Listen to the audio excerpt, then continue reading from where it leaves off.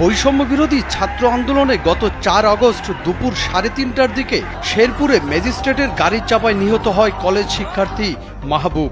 সেই মামলায় আসামি করা হয়েছে ঢাকায় থাকা ২ ব্যক্তিকে। শেরপুরে যখন এই ঘটনা ঘটে তখন তারা দুজনেই ঢাকার উত্তরায় অবস্থান করছিলেন। কালবেলার হাতে আসা একটি সিসিটিভি ফুটেজে একজনের ঢাকায় অবস্থানের চিত্র দেখা গেছে, অপরজনও সেদিন ছিলেন নিজ বাসাতেই। আসামির তালিকায় থাকা ব্যক্তিরা কোনো রাজনীতির সঙ্গে যুক্ত নন। তারা বিগত ১ দশকে কোনো দিনই শেরপুর জেলাতে যাননি, এমনকি মামলার বাদীও চেনেন না এই আসামিদের। বৈষম্য বিরোধী ছাত্র আন্দোলন চলাকালে গত ৪ আগস্ট শেরপুরে ছাত্র হত্যাকাণ্ডের ঘটনা ঘটে। সেই ঘটনায় ৮১ জনকে অভিযুক্ত করে একটি হত্যা মামলা দায়ের করা হয়েছে। সেই মামলায় ৬৪ এবং ৬৫ নম্বরে আসামি করা হয়েছে ইলিয়াস হোসেন এবং ফরহাদ হোসেন নামে ২ ব্যক্তিকে। কিন্তু গত ৪ আগস্ট তারা উপস্থিত ছিলেন রাজধানীর এই উত্তরা এলাকাতেই। উত্তরা এলাকায় উপস্থিত থাকা ২ ব্যক্তি কিভাবে শেরপুরের ছাত্র হত্যা মামলার আসামি হলেন? স্যান্ডেলিনা সো, রূপচর্চায় আভিজাত্য। সূত্র বলছে বিশেষ কোনো ব্যক্তির ইশারায় বা অনৈতিক সুবিধা নিয়ে এই মামলায় মন গড়া আসামি করা হয়েছে ওই দুজনকে। কলেজ শিক্ষার্থী মাহবুব আলম হত্যার ঘটনায় প্রথমে ১২ আগস্ট স্থানীয় থানায় মামলা দায়ের করেন মাহবুবের মা মাহফুজা বেগম। মামলায় ২ জনের নাম উল্লেখ করে অজ্ঞাতনামা ৩ থেকে ৪০০ জনকে অভিযুক্ত করেন তিনি।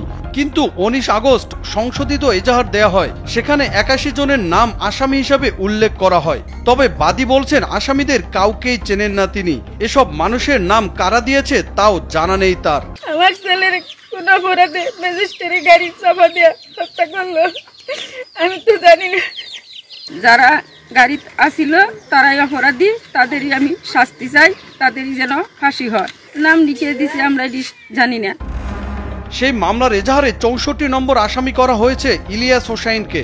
তিনি একজন ব্যবসায়ী, তার গ্রামের বাড়ি সিরাজগঞ্জের শাহজাহাদপুরে। জানার চেষ্টা করতেছি যে আসলে কারা এই জিনিসগুলো করতে পারে, কারণ আমাদেরকে তো বাদীও চেনে না এবং তাদেরকেও আমরা চিনি না এবং শেরপুরে আমাদের কোনো আত্মীয় স্বজন নেই।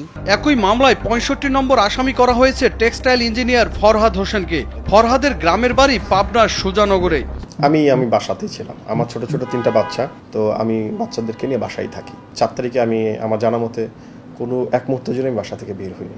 ২ জন ভিন্ন জেলার মানুষ কিভাবে শেরপুরে ছাত্র হত্যার আসামি হলেন তা এখনো স্পষ্ট নয়। তবে এই ২ জনের এক বন্ধুর বাড়ি শেরপুরে। পূর্বের ব্যবসায়িক শত্রুতার জেরে তিনি হয়তো কাউকে ম্যানেজ করে মামলায় ফাঁসাতে চেষ্টা করেছেন বলে সন্দেহ তাদের।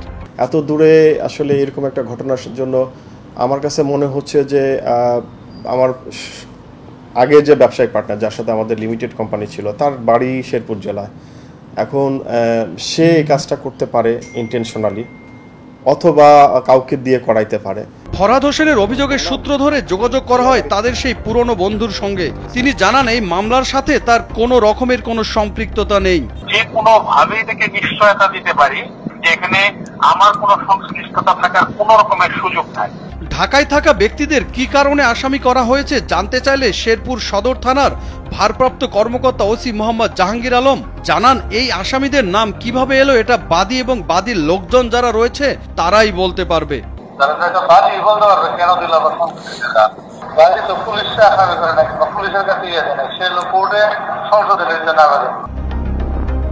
এই বিষয়ে জানতে যোগাযোগ করা হয় শেরপুরের পুলিশ সুপার মোহাম্মদ আমিনুল ইসলামের সঙ্গে। তিনি জানান কেউ শত্রুতা বশত এমন নাম দিতেই পারে, কিন্তু তদন্তে প্রমাণ না মিললে অবশ্যই চার্জশিট থেকে নাম বাদ যাবে।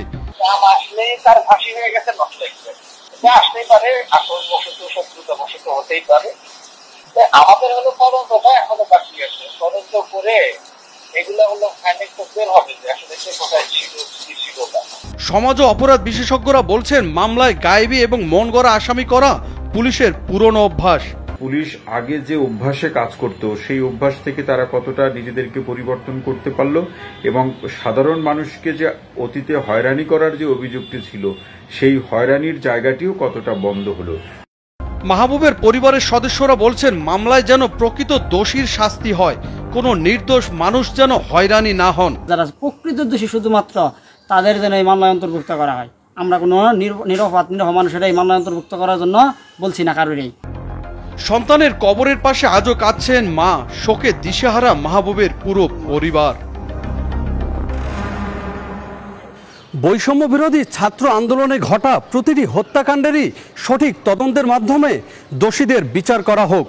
তবে এসব ঘটনায় কোনো সাধারণ মানুষ যেন হয়রানির শিকার না হন, এমন প্রত্যাশাই সংশ্লিষ্ট সকলের।